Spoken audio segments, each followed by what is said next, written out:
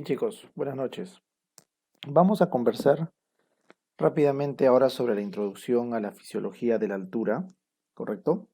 Como les comenté, esta primera clase es básicamente para sentar los antecedentes históricos y la importancia que tiene esta rama de la medicina que es relativamente moderna y de las cuales el Perú es un sitio de referencia, a diferencia de otros aspectos de la medicina donde otros países son referencia. En cuanto a altura, Perú y el Tíbet en China son sitios de referencia, ¿ya?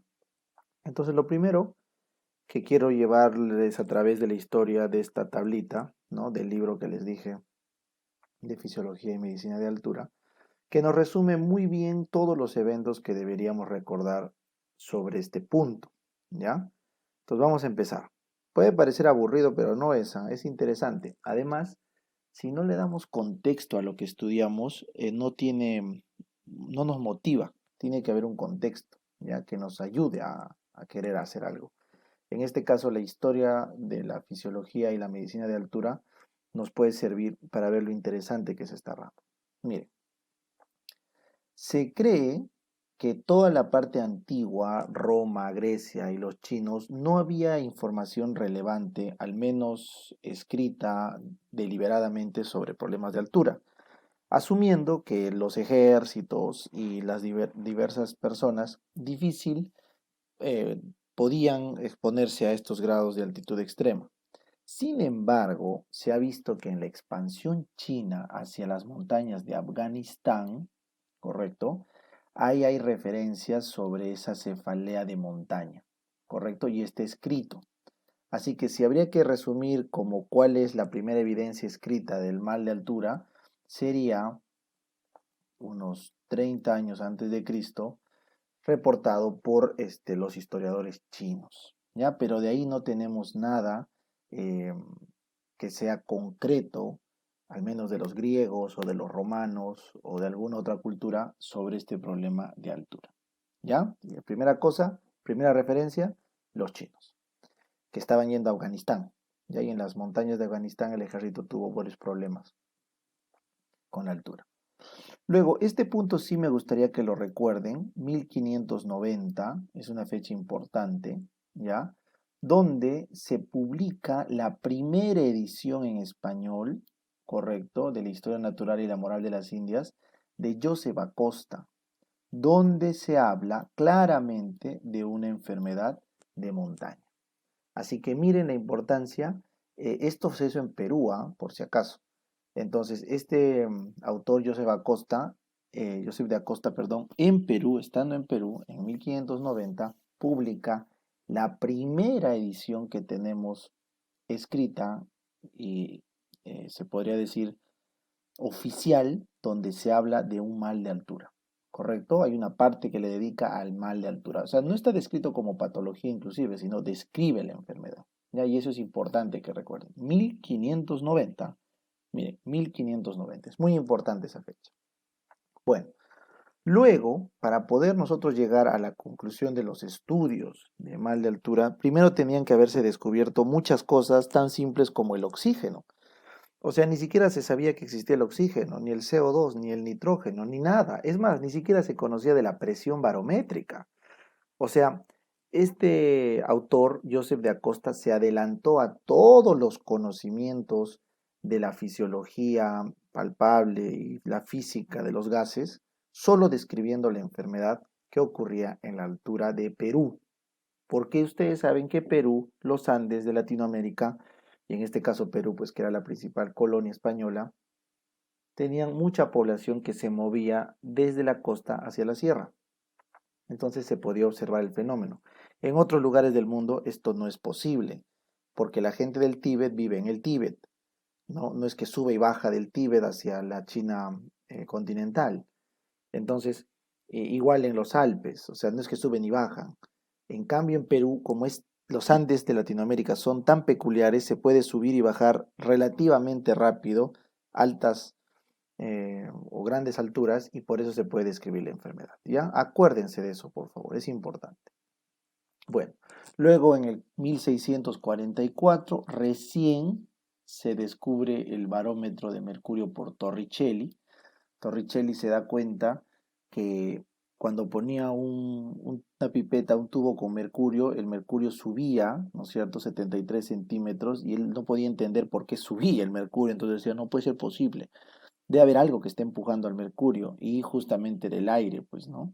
O el- la atmósfera. Entonces miren acá los dibujos de Torricelli sobre su primer barómetro de mercurio. ¿Me entienden? Entonces ellos dicen, ¿cómo es posible que suba el mercurio? No entiendo. ¿Cómo es posible que... Esta pipeta está abierta acá. Acá está abierto y acá está cerrado. Entonces, como ves acá, el mercurio sube a esta altura. Entonces él dice, él no entiende por qué sube, qué lo hace subir. Y es la presión que está ejerciendo acá, la presión atmosférica. Entonces él lo llama a su amigo Miguel Ángelo y le dice, oye Miguel Ángelo, mira lo que he encontrado, que tenemos un montón de peso encima, hay un océano de algo, de aire que nos presiona, y lo he demostrado con su barómetro. Así que ese es un buen inicio de la historia, correcto, para la fisiología de la altura, el descubrimiento del barómetro de mercurio de Torricelli. ¿Ya? Muy bien. Luego, recién se demostró, 4 años después, por Pascal, correcto, que a las grandes alturas bajaba la presión barométrica. O sea, 4 años después, recién Pascal dijo, a medida que subimos en los cerros, en las montañas, va bajando la presión barométrica, o sea, el aire se va enrareciendo. 4 años después, ¿ya? Recién en 1777, 100 años después, 130 años después, recién acá, marquen también con verde, recién se describe el oxígeno y otros gases por Lavoisier. Recién. O sea, ni siquiera Torricelli ni Pascal tenían ideas de qué diablos había en el aire. Solo lo habían medido a través de su presión barométrica. ¿Ya? Muy bien. Entonces Lavoisier describe el oxígeno recién en 1700. Luego, 10 añitos después, y esta es una fecha menos relevante, Montgolfier, los hermanos Montgolfier empiezan los ascensos en balón, o sea, en globos, los globos aerostáticos, que son cruciales ¿para qué? Para entender lo grave que era la altura. Recién cuando la gente empezó a subirse a estos globos y empezaban a perder la conciencia y a morirse, literalmente a morirse, entonces recién ahí se vio, oye, la importancia del aire enrarecido, ¿ya? Por eso es importante los globos aerostáticos en toda esta historia, ¿ya? Hay muchos reportes de gente que ha muerto porque no ha podido bajar a tiempo en estos globos aerostáticos, ¿ya? Marcamos con rojo, por favor. Ya acá, perdón, antes que me olvide, vamos uno más con amarillo. En el 86 se hace el primer ascenso científico, al menos descrito, al Mont Blanc, ¿no? Al Mont Blanc, acá, ya por Balmat y Packard, y a futuro se va a establecer ahí el primer centro de observación. Así que el primer ascenso descrito científicamente caminando a sitios, centros de altitud, fue en Mont Blanc en el año 86, 1786, ¿correcto? Muy bien. Ahora sí, marcamos con rojo, por favor, es muy importante, 1878. Esta época es importante. ¿Por qué? Porque se publica La presión barométrica de Paul Bert.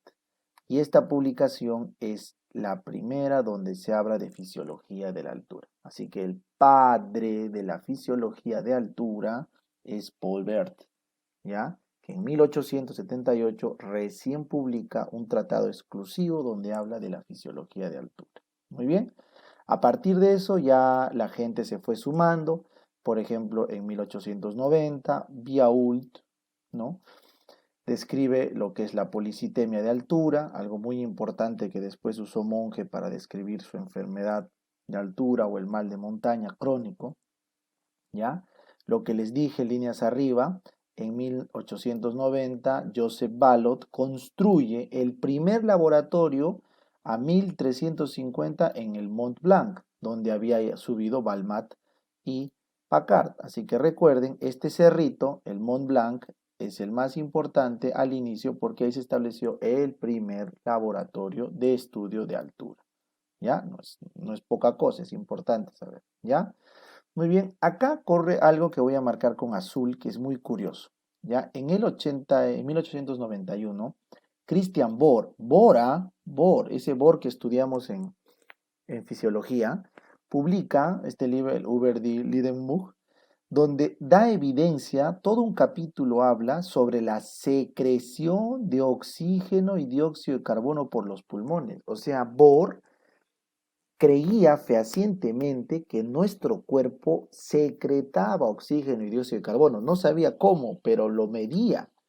Entonces probablemente fueron errores de cálculo o quizás fueron cambios en el efecto Bohr-Haldane que ya conocemos nosotros, pero Christian de Bohr estaba convencido de que nosotros producíamos oxígeno como las plantas.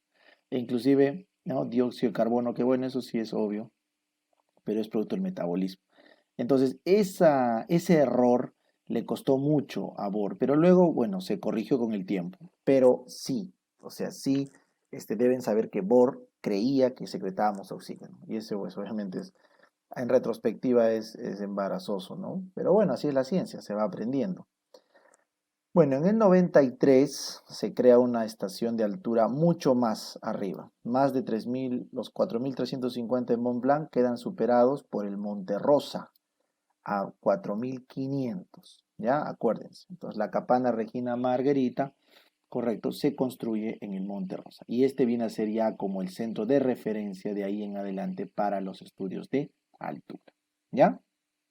Muy bien. Luego siguieron una serie de revisiones, ya no las voy a detallar, ¿no es cierto? Acá el suplemento de oxígeno, una expedición internacional a Tenerife, y bueno, así han empezado ya cada vez la ciencia a aumentar la bibliografía, como ven, ¿a raíz de quién? Del Monte Rosa, acuérdense eso, el Monte Rosa marca un hito en los laboratorios de estudio de altura, no lo olviden, ¿ya? Muy bien, y acá ya toda esta literatura que están viendo acá ya es de los años recientes donde ya se habla pues claramente. Por ejemplo, acá hay una primera expedición angloamericana, ¿correcto? La primera angloamericana, siempre los ingleses han estado adelante en todo lo que es estudio de altura, no lo olviden. Ya, luego acá tenemos otros estudios de Ravenhill, del mal de altura, ¿correcto? En 1920, resultados en una cámara de vidrio por barco de hipoxia de 6 días. Y así vamos a ir viendo varios estudios, ¿correcto? Hasta que tenemos este de acá. Miren, en 1921, acá, en 1921-22, hay una expedición a Cerro de Pasco, ¿correcto? En Perú por Joseph Barcroft. Acuérdense, en 1921 hay una expedición en Cerro de Pasco por Joseph Barcroft y, vénganse acá, ahí está, se forma el centro de estudio en Cerro de Pasco en 1921-22, correcto, por Barcroft. Y sustituye este centro como referente de estudio a Monterrosa. ¿Por qué? Porque para ir a Monterrosa era todo un rollo. En cambio acá para Cerro de Pasco se podía llegar por tren, el tren macho. Así que un dato importante que deben saber es que este estudio de Barcroft en Perú es clave porque se podía acceder por tren, mientras que en el Monte Rosa no se podía ir por tren, era caminando.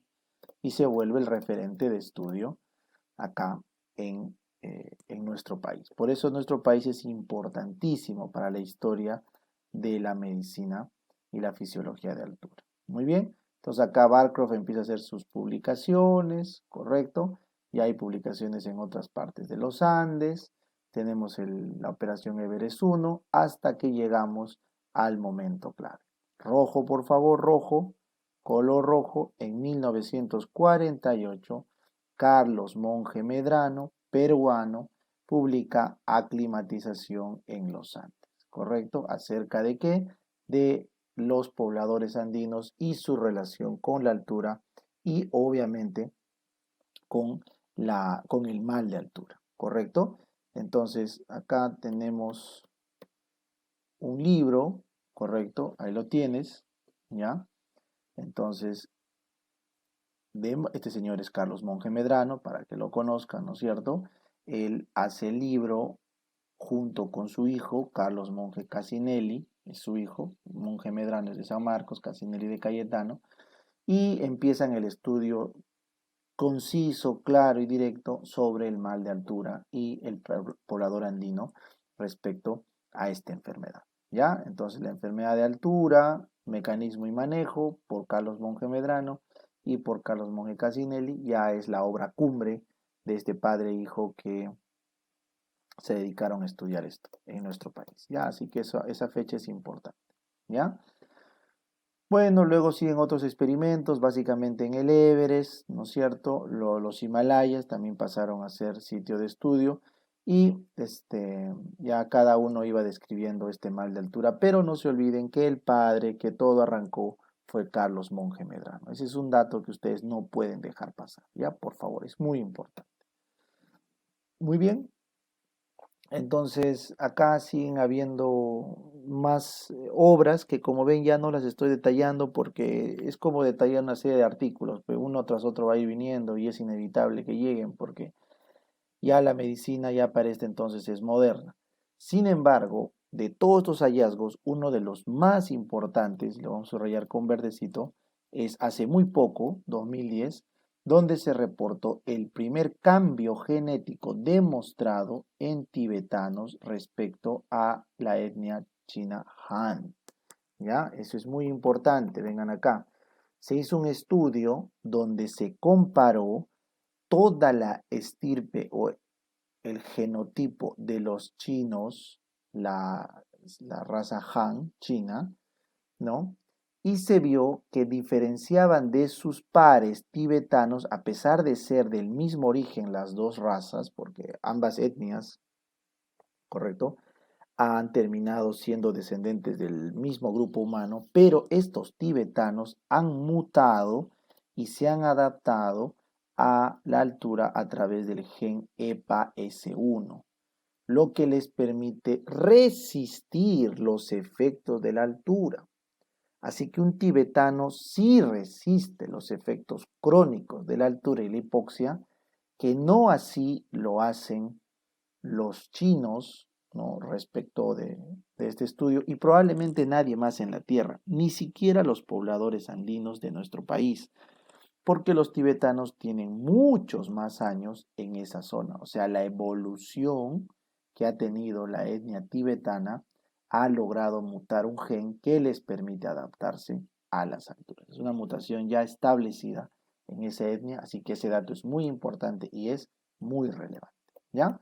Así que esa es la breve historia que deben ustedes recordar sobre los que antecedieron a este tema de la fisiología de la altura. Ahora acá les voy a dar algunos pics, unas fotos, ¿no? De lo que estábamos conversando. ¿Se acuerdan? Es el libro de Joseph de Acosta, ¿no es cierto? ¿Se acuerdan? De Joseph de Acosta en 1500, el primer libro escrito que se habla sobre el mal de altura. Entonces, este libro fue impreso, obviamente, por un autor que vivía en Perú. Es importante, ¿no? Que recuerden eso, que la primera literatura escrita que hay sobre mal de altura vino de Perú. El primer estudio serio de mal de altura y la enfermedad como tal descrita fue del peruano Carlos Monge. O sea, Perú tiene mucho que ver en este tema, por eso es importante el curso. Ya, acá les traigo un experimento, correcto, eh, de Gutenberg, un alemán, que demostró la importancia de la presión atmosférica. Miren, esto que están viendo acá adentro, y esto es curioso, ¿ah? Esto que ven acá, como pueden ver, esta es una campana, ¿no es cierto? Y esto de abajo es otra campana. Son dos campanas herméticamente selladas, ¿verdad? Sin embargo, adentro se les ha quitado el aire, están al vacío. O sea, su gran invento de este señor fue quitarle el aire a estas dos campanas unidas, les ha quitado el aire, y de esa forma se crea un vacío. Por lo tanto, lo lógico es que la presión barométrica empuje en estas direcciones, ¿no es cierto? Porque adentro está vacío, pues, ¿no? Y el aire va a tratar de buscar siempre ocupar todo el espacio. Entonces, esta presión barométrica que están viendo acá permite que estas dos campanas queden perfectamente selladas, no se pueden separar, ¿me entienden? Entonces, prueba de ello, miren acá, le ponen un montón de peso acá abajo, le ponen un montón de peso acá abajo, miren esto, inclusive lo han hecho jalar con caballos y no se separan, así que ahí se dieron cuenta, oye, el vacío, el vacío y el aire ejercen una fuerza enorme, enorme. Entonces ahí empezó la curiosidad por los estudios al vacío, ¿ya? Entonces acá tienes a Robert Hooke junto con Boyle, Robert Hooke y Boyle, perdón, ahí está, hicieron estudios para crear esta máquina que ven acá que es mega rara, pero siempre está en todos los libros, ¿no? Que les permitía extraer. Entonces, esta era la cámara de Hooke y Boyle para extraer oxígeno. Y ellos se metían ahí adentro y empezaban a sacarle aire. ¿Para qué? Para poder ver los efectos fisiológicos que tenían ellos. El retirar el aire, o sea, hacían estudios hipováricos. Esta es la máquina hipovárica rudimentaria, para que vean, de Robert Hooke y Boyle. ¿Ya? No se olviden. Acá ya tienes una cámara hipovárica mucho más moderna, ¿no? Donde Paul Bert trabajó allá y era mucho más desarrollada, pues, ¿no? Una versión mucho más avanzada para estudiar los efectos de la poca altura. ¿Y se acuerdan por qué era importante estos efectos? Por los viajes en globo aerostático. Como se vio que mucha gente moría en los viajes de globo aerostático, se prefiere o se buscó hacer estudios en condiciones seguras para ver qué es lo que pasa. ¿Qué es lo que pasa? ¿Ya? Muy bien, esto ya les expliqué del laboratorio, y hemos conversado acá también de mal de monje y también hemos conversado de los genes. Entonces, todo eso es la pequeña introducción que quería que tengan para que vean la importancia de la historia en la medicina y fisiología de altura, para que se motiven y vean que como peruanos debemos tener un conocimiento general y también poco detallado de uno de los aspectos de la medicina que más hemos aportado en la historia. ¿Ya chicos? Espero que les haya servido. Muchas gracias.